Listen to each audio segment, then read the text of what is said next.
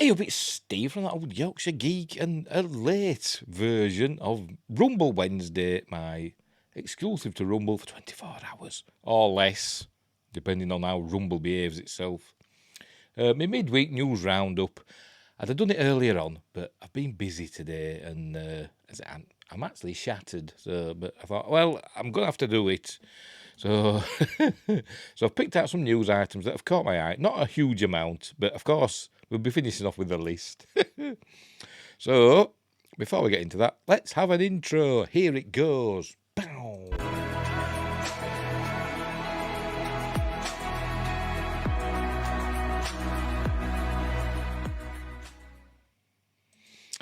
Right, I'm back. Right, so let's have a look.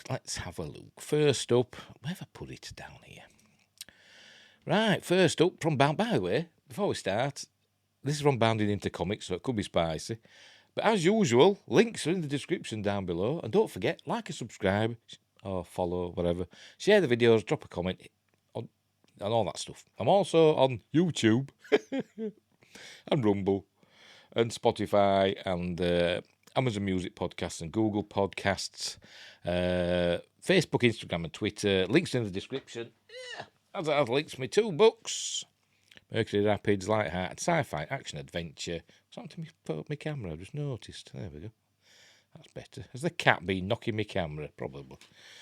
Lighthearted, Sci-Fi, Action Adventure, and Silent Predator, a short horror novella, very short. I mean, look at it. It's only thin.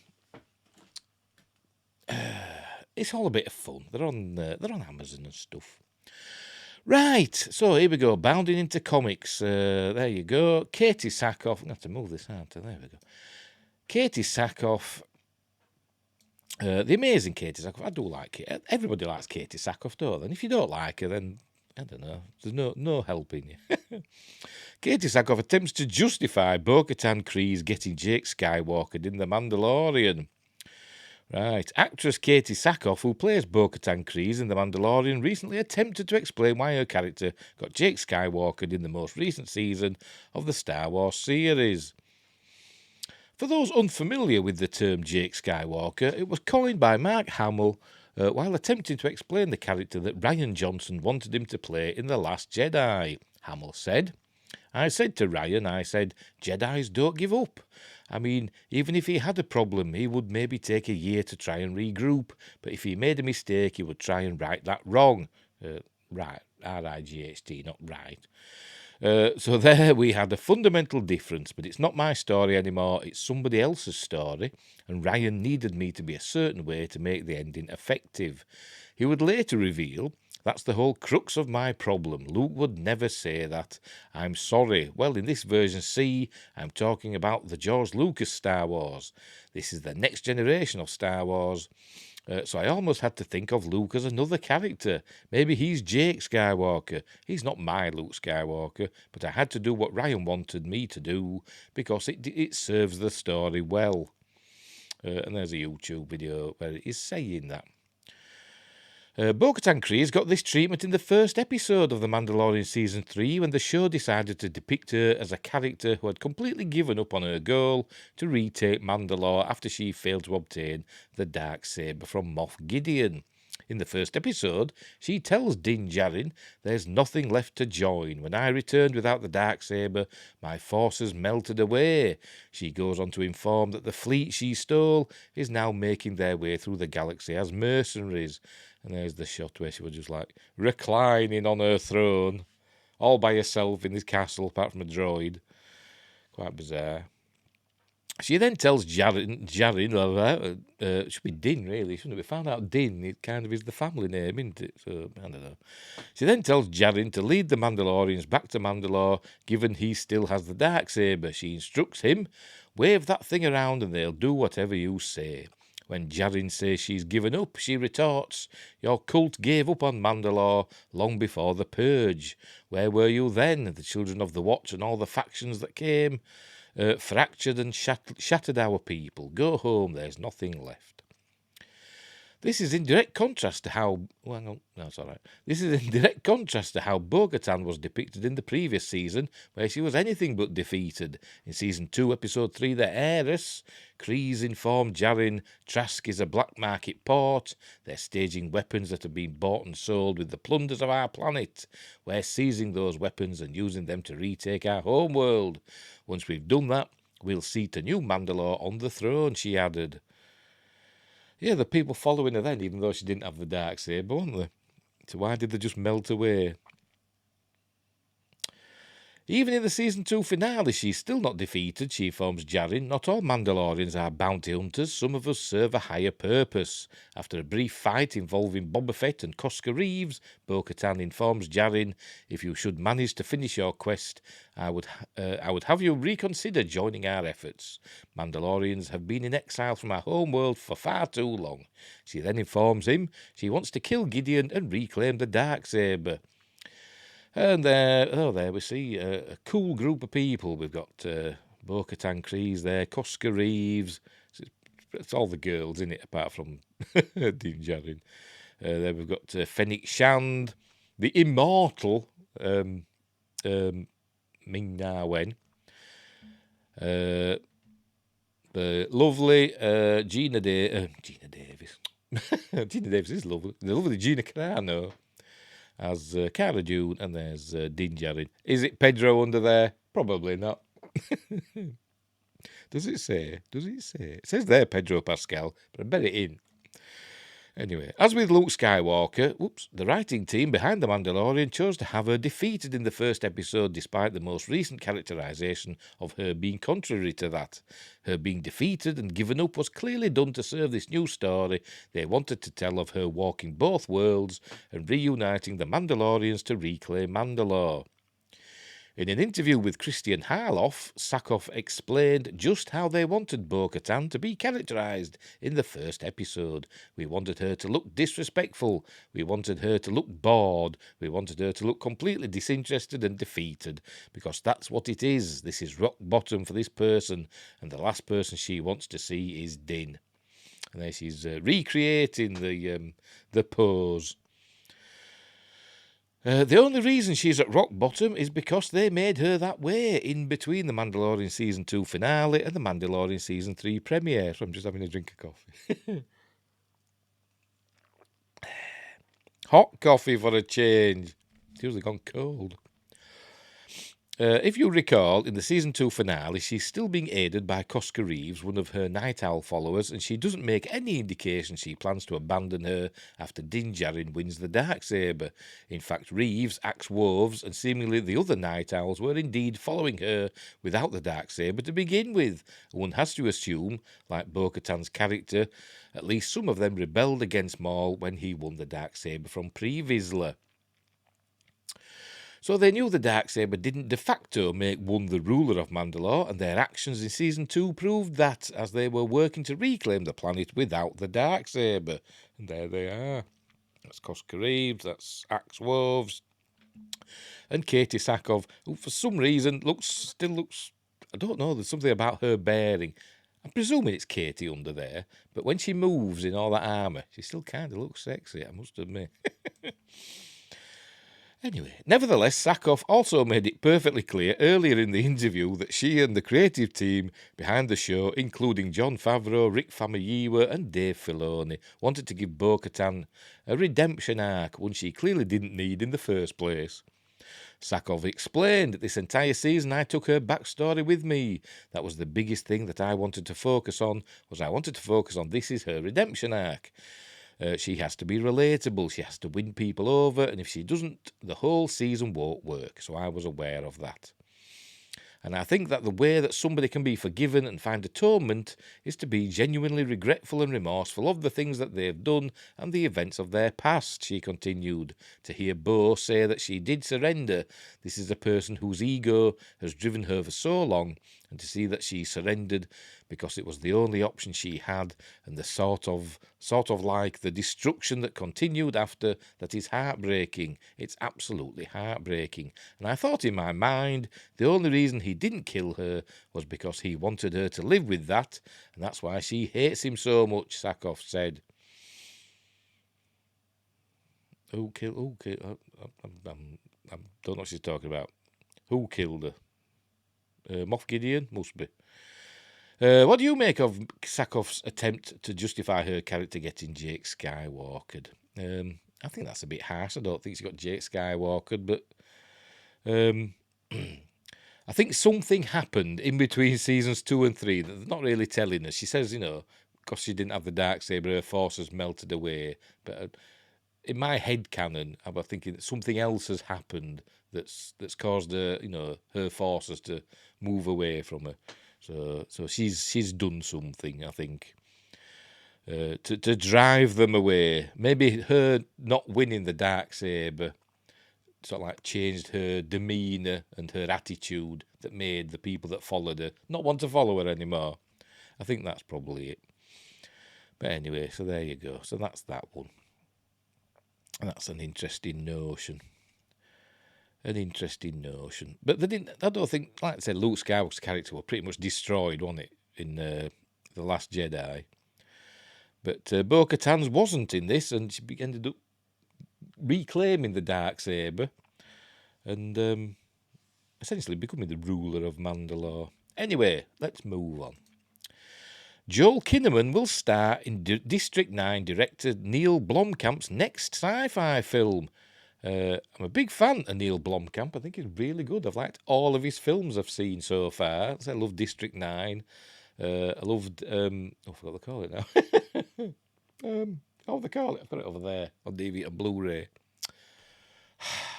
That one with Jodie Foster in. You know what I mean? That one with the space station. I really like that. And Matt Damon.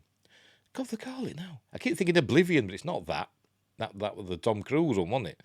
They came out roughly the same time, didn't they? Anyway, I love that one, and I love Chappie as well. So there we go. And I like Joel Kinnaman, even though we're in that crappy RoboCop remake, but I do like him. Right, director Neil Blomkamp is heading back into alien territory, or rather, the aliens are once again coming to us. Joel Kinnaman, the Suicide Squad, and others, is set to star in Blomkamp's They Found Us, an alien abduction thriller set in the wilds of Utah. Ooh, that sounds right up my alley, so to speak. According to The Hollywood Reporter, Kinnaman will play a father who takes his daughter Kaylee on a camping trip in the Utah wilderness in an effort to heal their broken relationship. When they are attacked by a hostile extraterrestrial life form, they are forced to fight for their lives against a humanoid beast determined to kidnap them and take them to an unknown and terrifying alien world. That description doesn't sound very exciting, really, does it? It just sounds a bit... Nah. But anyway... while Blomkamp has written and directed most of his feature films, including District 9, Elysium, that's the one, and Chappie, this one's screenplay comes from Jeremy Slater, the creator and writer of Marvel's Moon Knight. See how I deflated then? Because Moon Knight wasn't very good, was it? Kinnaman might be most recognisable as Rick Flag in both Suicide Squad and The Suicide Squad. And he's also done some excellent TV work, notably in Netflix's flawed but appealing Altered Carbon. Yeah, in Season 1. He was in Season 1, and that was amazing. Season 2, I think I lasted one episode and turned it off. Pictured above. He also stars in For All Mankind. Yes, he does. That's another series that's awesome. And has been on Hannah and the House. He's also been on Hannah and House of Cards. A lot of H's. They Found Us will begin shooting in Australia, which is definitely not Utah. Yeah, but it's deserty, isn't it? You associate Utah with desert, don't you? Skinwalker Ranch and all that. I bet that gets mentioned. Sometime this year, no release date has been announced. So yeah, I'm looking forward to it. I just wish he'd written it as well. But never mind. But it should be fun. It should be fun. I like alien abduction stuff. And I like Neil Blomkamp's films. A lot of people don't like Chappie for some reason, and I don't know why. It's a really good film. It's like Short Circuit on steroids. It's cool. It's a cool film. Give it a go. And I liked Elysium as well. I thought that were good. I thought that were good. I like his style. Right. New Alien movie. First look revealed. A new Alien movie is on the way from director Fede Alvarez. That's what I'm thinking of. Sorry, I'm just personal things. I'm trying to remember who directed the original Evil Dead. Not the original one, that was Sam Raimi. I mean the Evil Dead remake from a few years ago, and it was Fede Alvarez, wasn't it? There, because recently I saw the new what they call it, Evil Dead. Was it Evil Dead Rise? That don't sound right, but yeah, I think it is Evil Dead Rise. And I thought it was a bit nah. I did hate it, but I didn't think it was as good as Fede Alvarez's version. It was a bit, a bit lackluster, to be honest. Not enough shocks in it. Fede Alvarez packed a few shocks in his, and stuff that made you squirm and stuff like that. And this new one doesn't really have that, really. The occasional, thing, but it wasn't very good. Anyway, enough of Evil Dead Rise. A new Alien movie is on the way from director Fede Alvarez, and in honour of today being Alien Day among fans of the franchise. Why is that? Why is April 26th? Oh, 426. LV 426. There we go. The filmmaker has taken to social media, well, if you're American, that put the month first. Rest of the world puts the day first, but America, Where were we? The filmmaker has taken to social media to share a behind-the-scenes photo teasing the production starting on the project. The tease doesn't offer any insight into what audiences can expect from the adventure, but given that it's been 6 years since fans were given Alien Covenant... I was a bit sick in my throat then. I hated that film. Seeing this confirmation that the next chapter on the big screen saga is actually becoming a reality is sure to have audiences excited. Stay tuned for details on Alvarez's Alien movie. The first Alien Day was held on April 26, 2015, with the significance of the date being 4/26 if you're American. Serving as a connection to the moon LV 426, the location where the xenomorphs were first discovered. It's a bug hunt. In the original 1979 Alien. Each year, various companies release merchandise honouring the franchise on that day, as its R-rated nature hasn't meant it isn't celebrated the same way. Excuse me. The same way as fellow sci-fi sagas like Star Wars or Star Trek. Festivities might not be as widespread as an event like Star Wars Day on May the 4th, but Alien fans often celebrate the day in their respective communities. Star Trek Day is in April, isn't it? I can't remember which day it is now. That First Contact Day, that's in April as well, isn't it? Anyway, but I can't remember. It's that day. I can't remember now. It's mentioned in Star Trek First Contact, but I'm having a brain fart as usual. Anyway, but Alien fans often celebrate the day in their respective communities, and here's the tweet from Fede Alvarez. Happy Alien Day, everybody. And there's a clapperboard. It just says Happy Alien Day, Alien, Fede Alvarez, and a face hugger, and obviously a bit of the set with a Weyland Yutani logo there. Cool. Making the tease of this new film all the more exciting is knowing how worried some fans were about the future of the franchise when the Walt Disney Company... Oh, pardon me. I'm suffering today. He says... will acquire 20th Century Fox. Given that Alien explored such mature themes, fans were nervous that any future instalment in the franchise would be throttled to fit within the same affair. Oh, heck, am I going to do something? I'm still thinking about Alien Covenant and being sick. Would be throttled to fit within the tame affair that Disney offered audiences. Luckily, Disney merely renamed 20th Century Fox as 20th Century Studios, allowing it to continue to explore adventures geared at more mature audiences.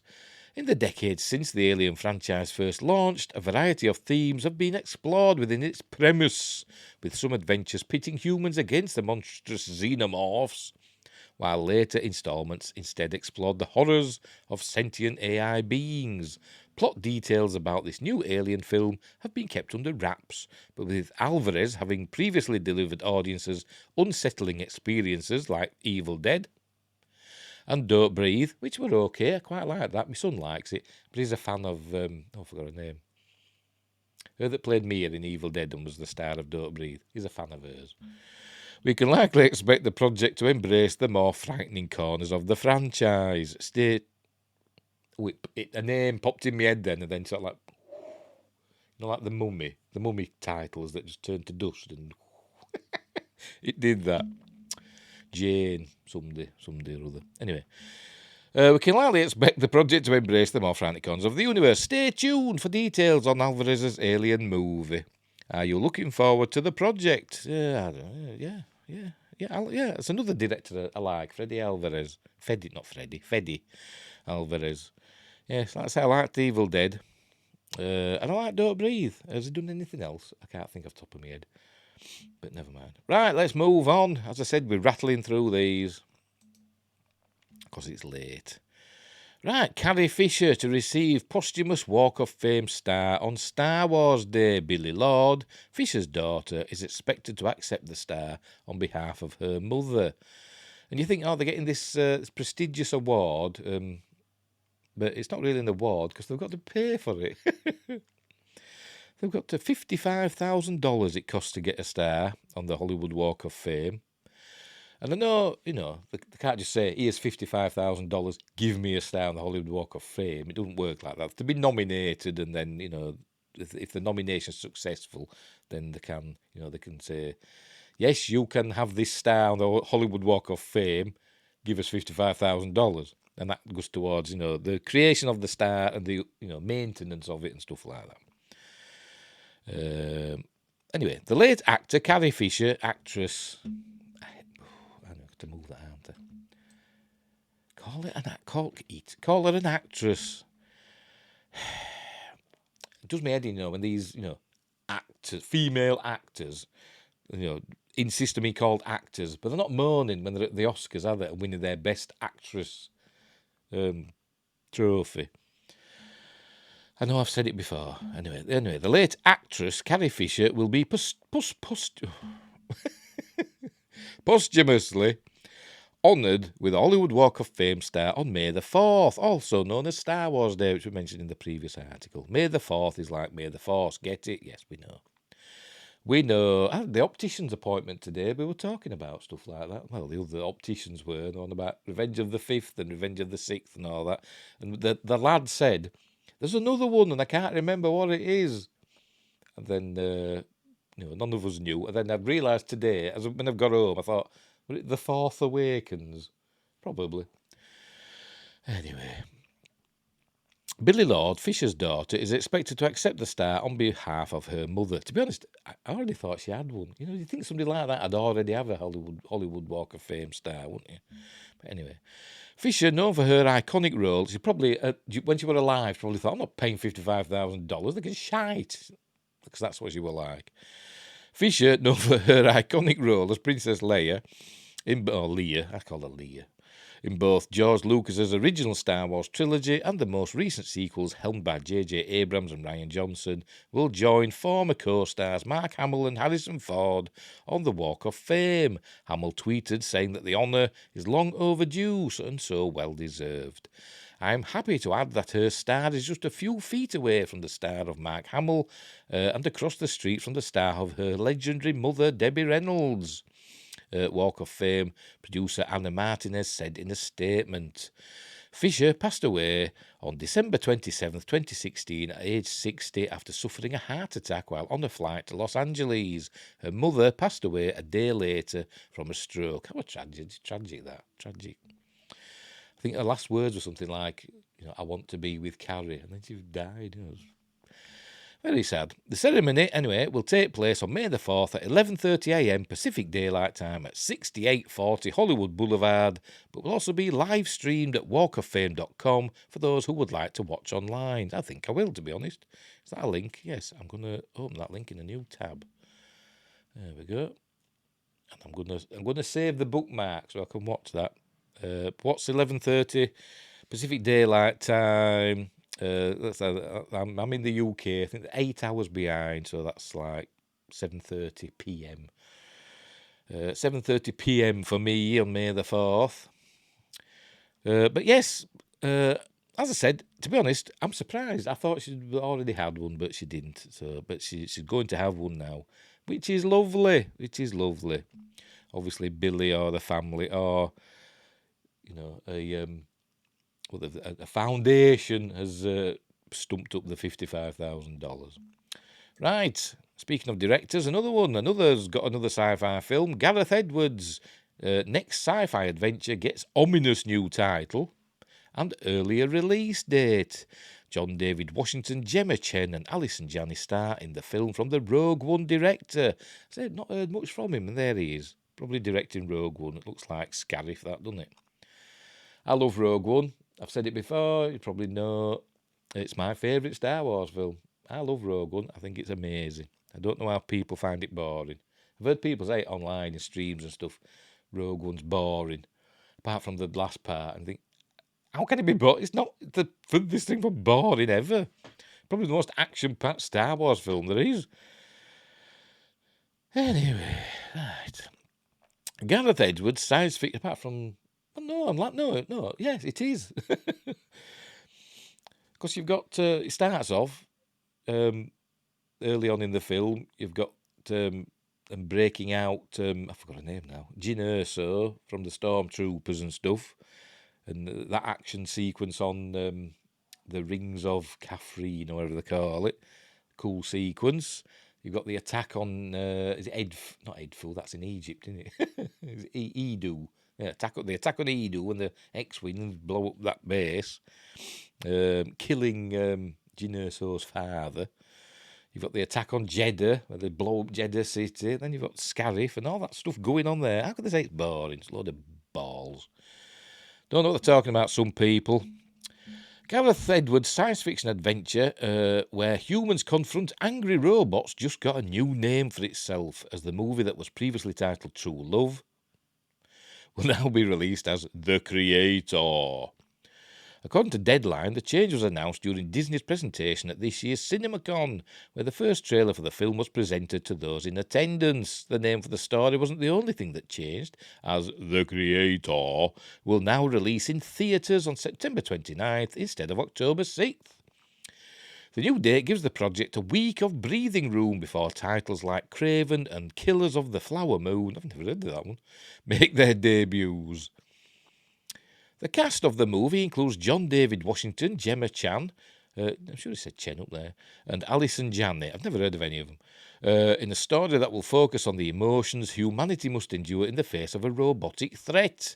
Washington has kept himself busy during recent years with appearances in titles such as Christopher Nolan's Tenet, which I've not seen, because, to be honest, I'm not a big Christopher Nolan fan, where he played an agent involved in a mission where time doesn't always move forward, leading to some impressive action sequences.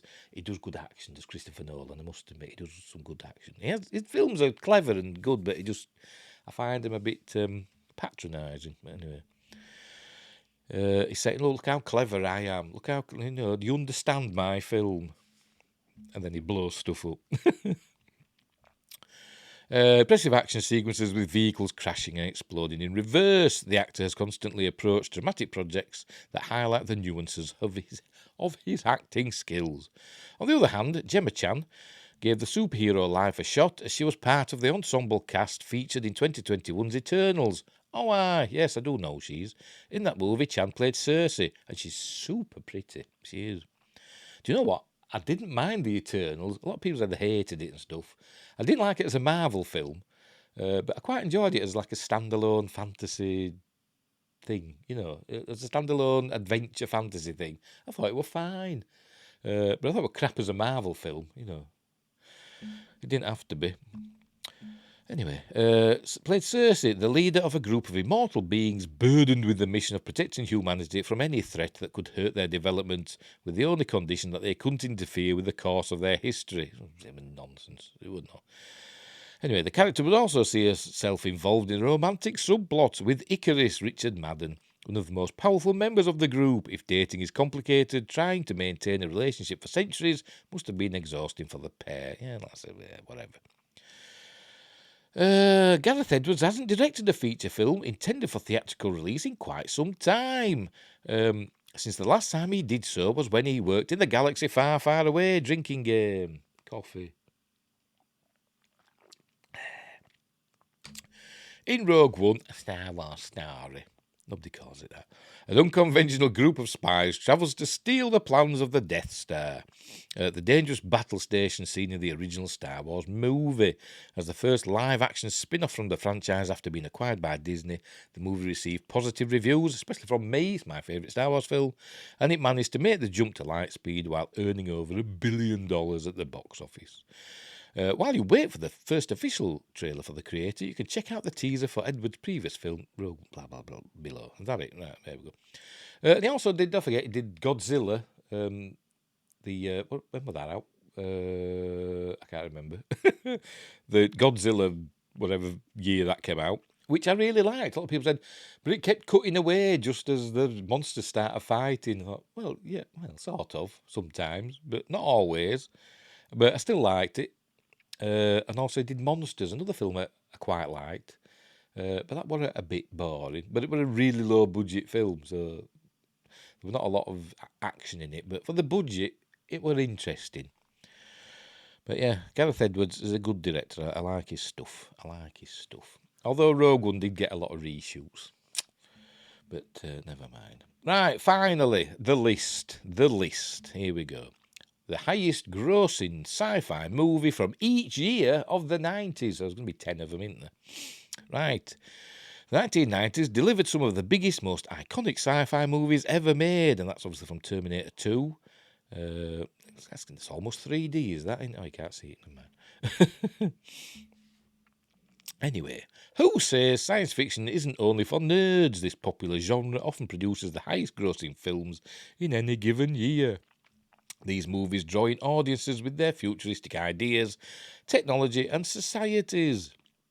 They might send us traversing across space, visiting other planets, or trying to ward off the end of the world. Or they might be set a little closer to home as Earthlings take on alien invasions or homicidal robots. The 1990s delivered some of the biggest, most iconic sci-fi movies ever made. This decade saw a huge advancement in visual effects, showing us what a sci-fi movie could really be. These films transformed the genre. Without them, science fiction just wouldn't be the same. Here are the 10 highest-grossing sci-fi movies from each year of the 90s. Right, number 10, Total Recall. Get your ass to Mars. There he is. Total Recall is a science fiction acid trip. Another film starring Arnold Schwarzenegger. What are you talking about? Another film? It was the first one. What are you talking about? It's based on. I think they must have written this part after they wrote the paragraph for Terminator 2, because that's coming up next. Anyway. A film starring Arnold Schwarzenegger is based on a 1966 short story by sci-fi mastermind Philip K. Dick. We Can Remember It For You Wholesale. That's what the short story was called. Here, fantasy and reality clash for Douglas Quaid Schwarzenegger when he discovers that an implanted memory of his adventure on Mars might actually be real. Total Recall was one of the most highly anticipated films of 1990, but the film's content was criticised for being vulgar, violent, and overall weird. Despite this, it became the highest-grossing science fiction movie in 1990, making $261 million worldwide. Oh, $261 worldwide. I mean million. Come on, movie web, sort yourselves out. Total Recall was remade in 2012 and it was rubbish, taking place on Earth rather than Mars, but was met with the same mixed response. Number 9, Terminator 2 Judgment Day 1991, and there's that 3D image. I saw actually a thing, somebody puts like some lines, that a line there and a line there, but looking as though it went behind the shotgun, and it really made it look 3D. It was, a cool effect. Anyway, Terminator 2 Judgment Day is that rare instance where the sequel is better than and improves upon the original. Arnold Schwarzenegger, another Arnold Schwarzenegger film, The biggest action star of the 90s makes his epic return as the cyborg killing machine in this sci-fi blockbuster. Except this time, he's playing the badass hero and protector rather than the relentless villain. Come with me if you want to live. Except this time, he was... Oh, I've just said that. Terminator 2 was groundbreaking in terms of visual effects. Yeah, well, but, you know... I mean, that the T-1000, it didn't look amazing, did it? You know, it was cool at the time, but, you know... It doesn't hold up well. Not for me, anyway. I'm being a bit of a misery, but it's still cool. It lost those cheesy-looking 80s visuals from the original. They look cool because they're practical effects, and replaced them with mind-bending CGI. Well, no, it did. Only the T-1000 was CGI, wasn't it? They still had lots of practical effects for the the T-800. Anyway, Terminator 2 was an action-packed ride that wowed audiences worldwide. It grossed $204 million at the box office, less than Total Recall. Domestically, it was the highest grossing film of 1991. Worldwide, though, domestically, anyway, it was the highest grossing film of 1991. Worldwide, though, it came second behind Disney's animated classic Beauty and the Beast. Unfortunately, I bit my lip then. Unfortunately, the sequels that followed never lived up to the quality of this film, making Judgment Day the best installment in the Terminator franchise. Yes, it is, but I've enjoyed all of the Terminator films for what they are. I like Terminator 3. It was fine. Nothing wrong with it. It was fine. And I really like Terminator Salvation because they tried something different. And, sometimes it worked, sometimes it didn't. But I still really enjoyed it. I thought it was cool. I even liked Terminator Genesis. It was fine. It didn't make a lick of sense, but, whatever. It'd have been nice if they continued with that because I wanted to see Matt Smith being a baddie again. And what else? What were the other one? Terminator Dark Fate. Yeah, I didn't hate it. I didn't hate any of them. I thought they were all fine as action films. Anyway, number 8, Honey, I Blew Up the Kid, 1992. Never seen it. Honey, I Blew Up the Kid was the sequel to the 1989 hit Honey, I Shrunk the Kids, which I have seen. It's really good. And the second instalment in the 3-movie franchise. The title is a little misleading. Eccentric inventor Wayne Selinsky, Rick Moranis, doesn't detonate and murder his child. Rather, he increased his kid's size and turns him into a 112-foot giant. This film wasn't a huge performer. It only grossed $96 million worldwide. Honey, I Blew Up the Kid is an enjoyable, family-friendly movie, but because it's sandwiched between two sci-fi juggernauts, it makes 1992 look like a weak year for science fiction. To the surprise of no one, Disney's reportedly rebooting the franchise. Well, yeah, they'll make it into a Disney Plus series. Jurassic Park, number 7. All right, here we go. Now, this one isn't a surprise. Jurassic Park is so much more than a science fiction adventure film. It's a cinematic masterpiece and one of the most important movies ever made. I wouldn't disagree with that. It is amazing. And yes, it is a cinematic masterpiece with effects that stand up to this day. The main character's astonishment mirrors our own when we enter Jurassic Park, greeted by John Williams' iconic score, and we see dinosaurs walking the earth for the first time. How did you do this, mutters Alan Grant, Sam Neill. I'll show you, John Hammond. Lord Richard Attenborough whispers back. Director Steven Spielberg brought dinosaurs back to life through a mix of animatronics and digital effects. The combination created visuals that feel more real than the CGI we see in today's movies. But yeah, it did. That's even the CG dinosaurs still hold up today. Across the globe, audiences turned out to visit Jurassic Park and look upon dinosaurs for the first time. The film was a massive success and grossed nearly $1 billion, an unfathomable box office number in 1993. Yeah, it's an amazing film, and I still watch it regularly. But as I said, I've enjoyed all the Jurassic Park films, for what they are. Lost World were fine. Jurassic Park 3 were fine. I enjoyed that. And the Jurassic World films are fine. I enjoy them for what they are. Right, Star Trek Generations. I'm surprised actually to see a Star Trek film here in this list. But there we go, Star Trek Generations. is the 7th instalment in the Star Trek film series. For fans, this movie was a big deal. It brought together 2 iconic Star Trek captains on the big screen, James Tiberius Kirk, William Shatner, and John Luke Picard, Patrick Stewart. Unfortunately, Generations left many fans disappointed due to its underwhelming story and performances. It was also a disappointment for non-Star Trek fans who had trouble following the material. Despite this, Generations was 1994's highest-grossing sci-fi movie, making $118 million worldwide. And yeah, I like Generations. But you know what? I generally watch. I've got my own edit of it that have just edited out Kirk and some other bits and bobs in the film, and it's actually a pretty good standalone Next Generation film if you edit Kirk out, which is surprisingly easy to do. It's surprisingly easy to do. Anyway, Waterworld, 1995. There we go, with Kevin Costner as the Gill Man. I know they don't call him that. This one is surprising. Kevin Costner's Waterworld, everybody thinks it were a big flop, and it wasn't. Kevin Costner's Waterworld is a post-apocalyptic tale set in the distant, or maybe not so distant, future, where the polar ice cap has melted and Earth's land masses have been submerged underwater, which wouldn't happen. It wouldn't happen. Despite negative reviews, it turned out to be the highest-grossing sci-fi movie of 1995, raking in $264 million worldwide, but due to its massive budget of $175 million, which made it the most expensive film ever made at the time, Waterworld was a box office flop, at least initially. Well, kind of a flop, but not really. Thanks to home video and other post-cinema sales, the film did eventually break even. Waterworld has since become infamous in cinema, a cautionary tale for movies with astronomical budgets.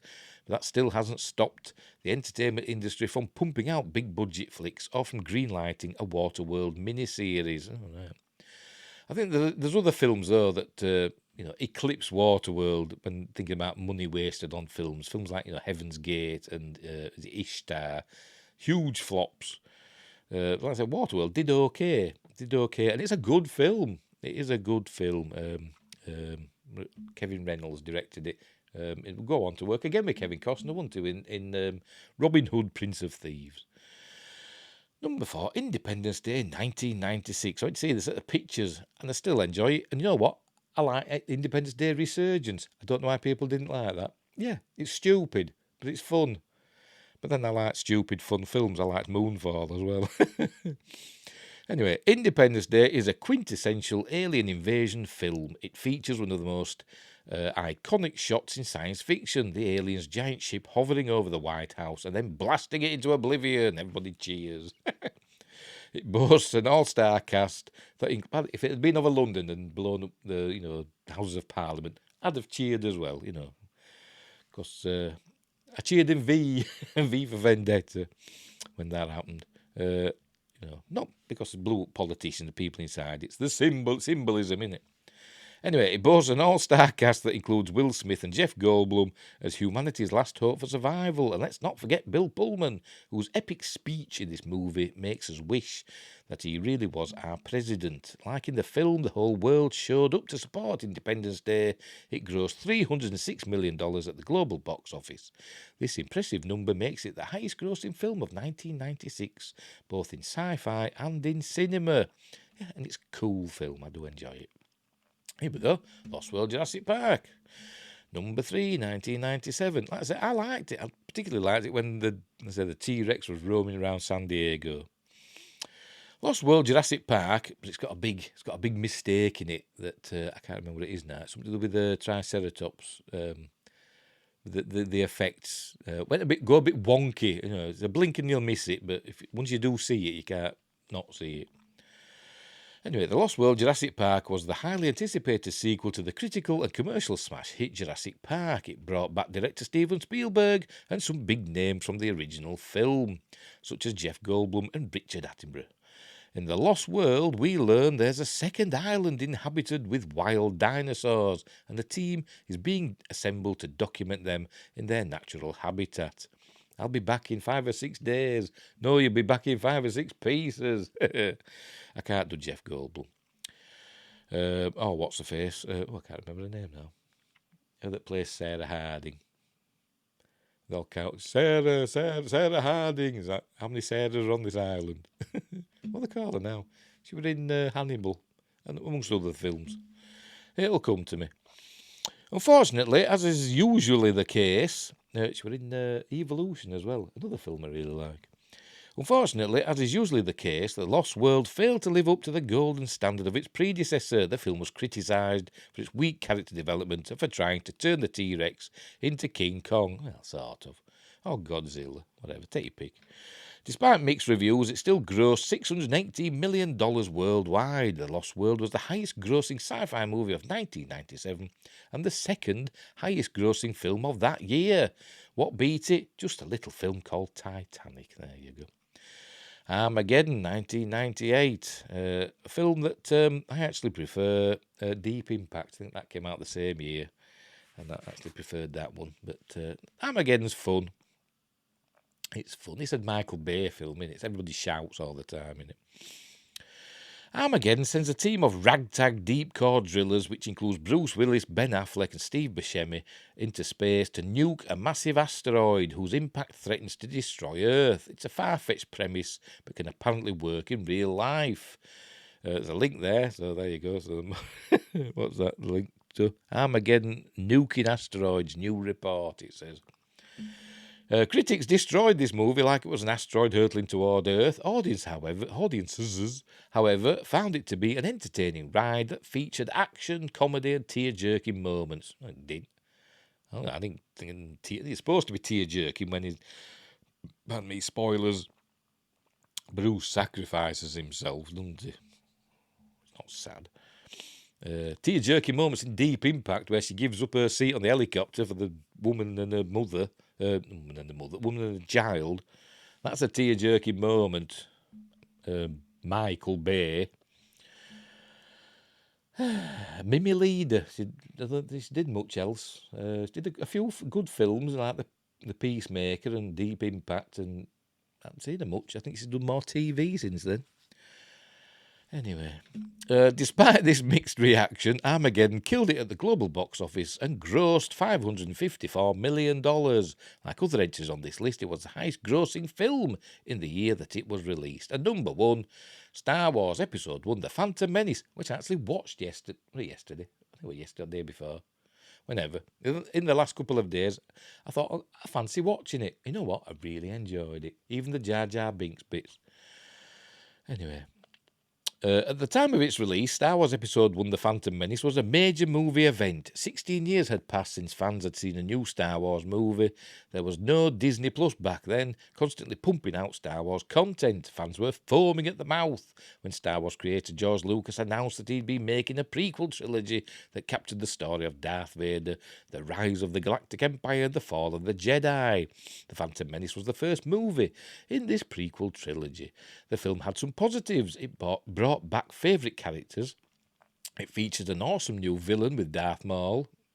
Amazing. And there he is. It's in the trailer when that twin-bladed lightsaber ignited. Because people, I said the trailer earned more money than the films that it were associated with. People just went to these movie showings of various films just to see the trailer for Phantom Menace, didn't they? Anyway, it's a great visual effects and it ramped up the choreography for lightsaber duels, making them way more epic than before. Probably the best lightsaber duel we've ever seen, even beating the Anakin Obi-Wan one in Revenge of the Sith. Anyway, but the new Star Wars movie was also met with criticism and negativity, though it looks like an Oscar-winning film compared to Disney's sequel trilogy.